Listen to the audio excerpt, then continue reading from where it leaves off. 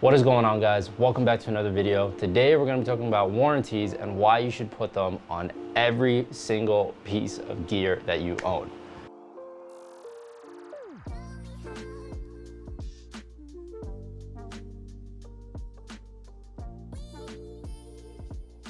So before we actually get into the video, don't forget to like and hit the subscribe button because one, it means a lot to me.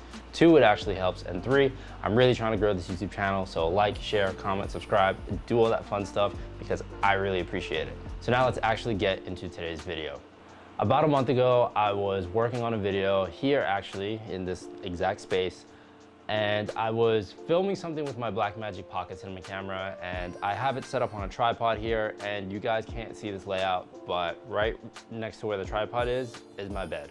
And behind me is, you know, my office space and where I work, but right next to where the camera is set up, so like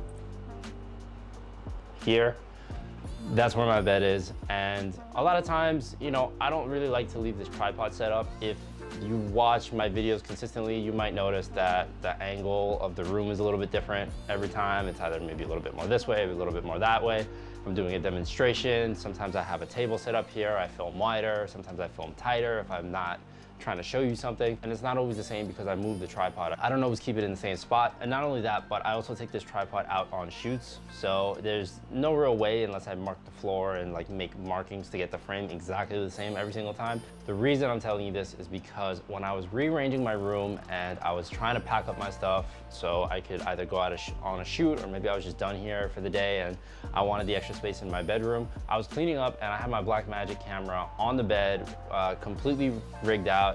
And I don't know how I didn't see it, but when I pulled on my blanket, the Blackmagic was right under it and it just flew on the floor, completely shattered. I was flipping out. The lens came off the camera and I was just like, I froze. I watched the camera fall and split apart in slow motion. Like, that's how bad it was. But the damage to the camera wasn't really anything at all. If anything, the camera is totally fine. I've used it since. I've shot a handful of projects since, not only here at home, but also out in the field. This past weekend, I was actually using it for a shoot and the camera works perfectly fine. The Viltrox filter, however, does not work perfectly fine. The lens on it works fine. The 24-105, there's no damage to it. It's still in good shape and I haven't noticed anything wrong with it, but the Viltrox adapter is dead. It's done. So, or at least I didn't think it was because I presumably fixed it, but it died. And let me actually pull it up here. So this is the Viltrox adapter, and you'll notice that I'm holding it this way. Normally, or I should, maybe I could hold it like this to show you, but I have to hold the backing on because if I take the lens cap off the back, this is the element that you screw onto the camera, and what do you call it? If you look,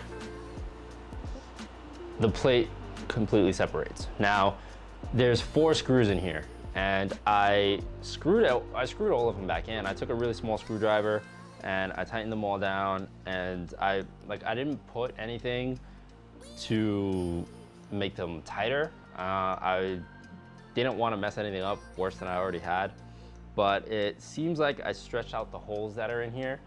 And I guess it wasn't until this past weekend that I didn't really have a major issue. And I don't know why, I guess it just held up until it didn't. And I'm kind of glad it happened when it did, because if it happened on the previous shoot, it probably would have been a lot worse. So this is my Viltrox adapter. And like I said, it was working until it didn't. I had a video shoot last weekend. I was filming a wedding, and maybe, I don't even know, it was really early in the day, maybe like half an hour, 20 minutes into the shoot. I was trying to go from filming on my gimbal to putting the camera back on the monopod because I was going back and forth all morning. And I wasn't even that far into the day. It was maybe only 20 minutes, 30 minutes into the day. And I guess maybe I just held the lens the wrong way, or I held the camera the wrong way, and the lens just completely, it practically jumped off the camera while I had it on the monopod. And I managed to catch it because I was holding it maybe like let's say the monopod is here, I was holding it and I was holding up the lens, and then I went to clamp it down onto my quick release plate on my monopod, and the lens just jumped off, and I managed to reach out and catch it. But it could have gotten a lot worse. I could have cracked my lens or dented it or something like that, but luckily I didn't. And also luckily I had backup cameras, because when you're filming weddings, always bring a second camera. Actually, I think, you know what, screw that. When you're filming anything, always have a backup camera. And for this particular day, I happen to have 3 because when I'm filming weddings, I like to have multiple angles. But overall, always have a backup camera. Anyways, so this failed on me, and it was kind of on me, or actually not even kind of, it's on me, because I should have made sure before going out to film that my gear was up to par and that everything was working how it should be. And, you know, I take full responsibility for that. And, you know, the whole purpose of this channel is for me to have fun and for you to learn from my mistakes. So I'm always having fun, and this is a mistake for not only you to learn from, but more importantly for me to learn from. And, you know, it's one of those things where it's like it happens, accidents happen, stuff breaks. And going back to how I opened up this video, you should always buy warranty. It's really not that expensive in comparison to the overall price. For this particular piece, I did not have the warranty for it. I think I paid maybe $150 for it. And you know, sometimes if I'm spending less than maybe like $500 on something, my thought process is, it was less than $500. I don't even know why I picked $500. That's just a random number that I chose. But my thought process is, if it's less than $500, I usually don't get a warranty for it, because I'm like, if it breaks, I'll just replace it. But I never factor in, if it breaks tomorrow, I'm gonna be pissed that I spent $500 yesterday, I have to spend another $500 tomorrow. So I really don't factor in the amount of time, or the time it could take or not take for something to break.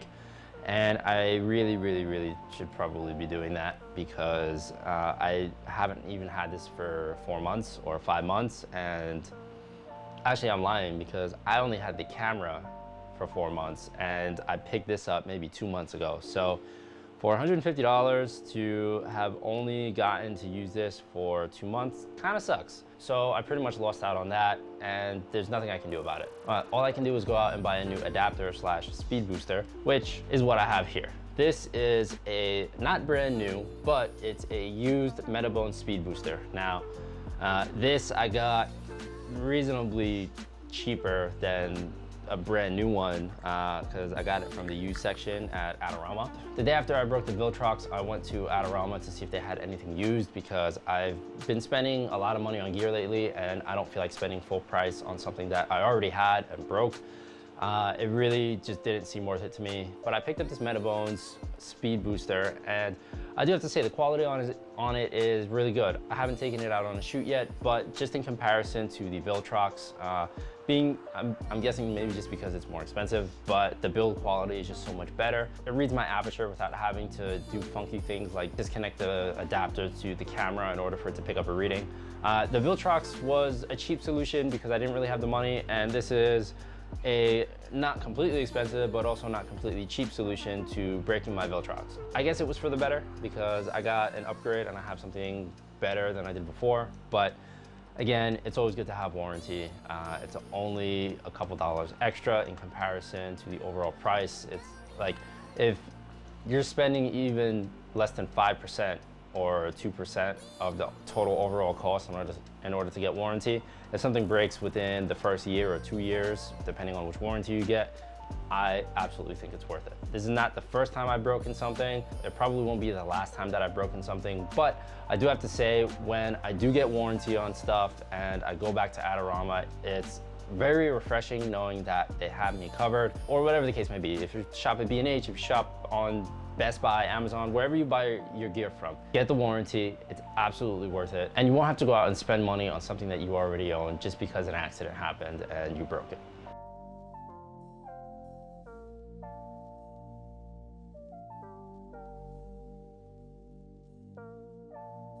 So that pretty much wraps up today's video. I'm gonna end it here.